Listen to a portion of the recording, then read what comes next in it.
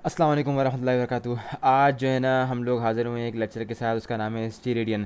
स्टीरेडियन का टॉपिक बहुत ही इजी है, 2 मिनट के अंदर कॉन्सेप्ट समझ में आ जाएगा। देखो, steradian is a unit for solid angle. Solid shape होती है 3 डायमेंशनल शेप, उसके अंदर जो है ना जो एंगल बनता है उसको हम लोग कहते हैं सॉलिड एंगल। ठीक है, स्टीरेडियन जो है ना वो यूनिट है सॉलिड एंगल का। डायमेंशनल शेप होती है, सर्कल जो होता है वो 2 डायमेंशनल शेप होती है, याद रखना। अब 3 डायमेंशनल शेप यानी स्फेयर में जो आपके साथ दिख भी रहा है यहाँ पर, उसके अंदर जो एंगल बनता है उसको हम लोग कहते हैं स्टीरेडियन। अब पहली बात ये है कि भाई अब ये आपको देख के लग रहा होगा ये बॉल के अंदर एंगल कैसे बनता है। अभी दिखाता हूँ।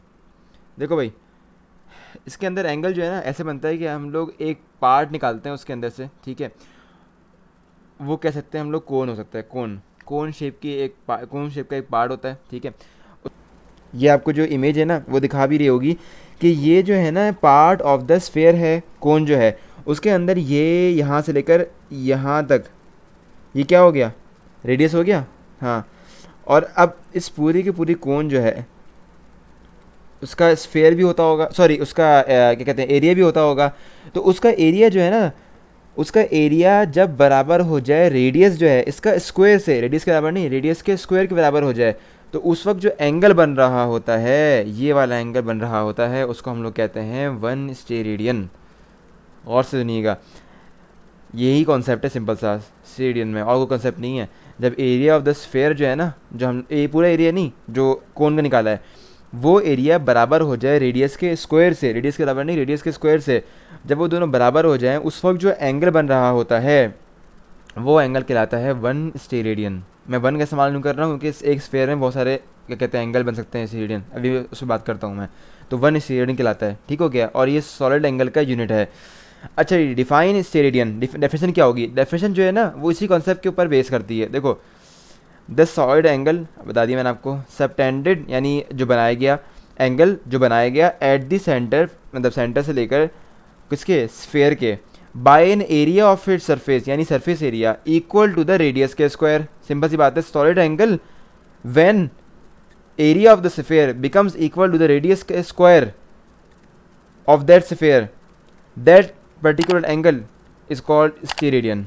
ठीक है, अब फॉर्मूला इसका देख सकते हैं। फॉर्मूले में हम लोग ये मालूम करना चाहते हैं कि भाई एक स्फेयर में कितने नंबर ऑफ स्टेरेडियंस बन सकते हैं। तो number of steradians in sphere is equal to area of sphere divide by R square. R square कहते हैं रेडियस के स्क्वायर को। अच्छा, अब एरिया ऑफ स्फेयर तो हम लोग को पता है 4 pi R square, 4 pi R square होता है। ठीक है, हो गया 4 pi R square divide by R square, आपका आंसर आता है 4 पाई जब कटिंग कर लें डिवीजन के बाद। ठीक हो गया, तो 4 पाई स्टेरेडियंस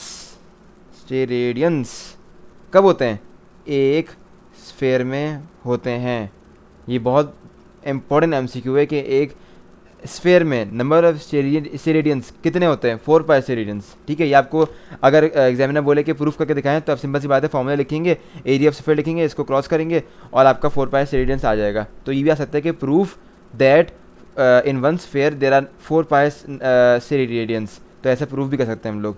ये दो चीज़ें हो गई यहाँ पर। अच्छा, हमारे लेक्चर में ख़ास बात यह है कि जो है ना आखिर में एमसीक्यू बहुत ज़रूरी है भाई, अपने आप को चेक करने के लिए।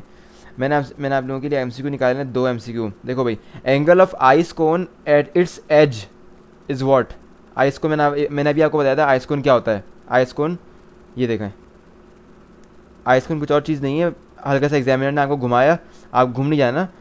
आइस कोन सिंपल सा वो पार्ट है स्फेयर का जो निकाला गया, उसमें वही पूछ रहा है कि एंगल जो बनेगा वो किसमें बनेगा, प्लेन एंगल में बनेगा या सॉलिड एंगल में बनेगा।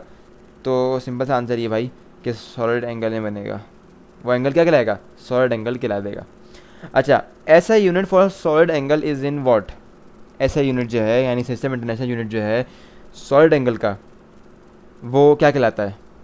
रेडियन कहलाता है। अभी मैंने बता दिया आपको। और रेडियन किसका यूनिट होता है? वो प्लेन एंगल का होता है। अगर आपने पिछली वाली वीडियो में नहीं देखी तो मैं डिस्क्रिप्शन में जो है ना वो लिंक दे दूंगा। वो पिछली वाली वीडियो जो रेडियन के ऊपर बनाई थी वो ज़रूर देखिएगा, उसके बाद जाके ही समझ में आराम से आ जाएगा। ठीक हो गया, ये था आज का लेक्चर इस रेडियंस के ऊपर। बहुत ही ईजी लेक्चर था और इंशाल्लाह हम लोग नेक्स्ट लेक्चर में मुलाकात करेंगे। नेक्स्ट लेक्चर का टॉपिक होगा क्या कहते हैं, रूल्स ऑफ अपना क्या कहते हैं, सिग्निफिकेंट फिगर्स। सिग्निफिकेंट फिगर्स जो है ना वो शॉर्ट क्वेश्चन लॉन्ग क्वेश्चन के हिसाब से तो इंपॉर्टेंट नहीं है इतने, लेकिन एमडी के और क्या कहते हैं एफएससी में एमसीक्यू जो है ना वो बहुत बनते हैं। ख़ास तौर पर सिग्निफिकेंट फिगर्स के रूल्स जो है ना वो बहुत समझना इंपॉर्टेंट है, उसके ऊपर एमसीक्यू बनते हैं। ठीक है जी, तो यहाँ तक था आज का लेक्चर। इंशाल्लाह अगले लेक्चर में मुलाकात होगी। अस्सलाम वालेकुम एंड अल्लाह हाफ़िज़।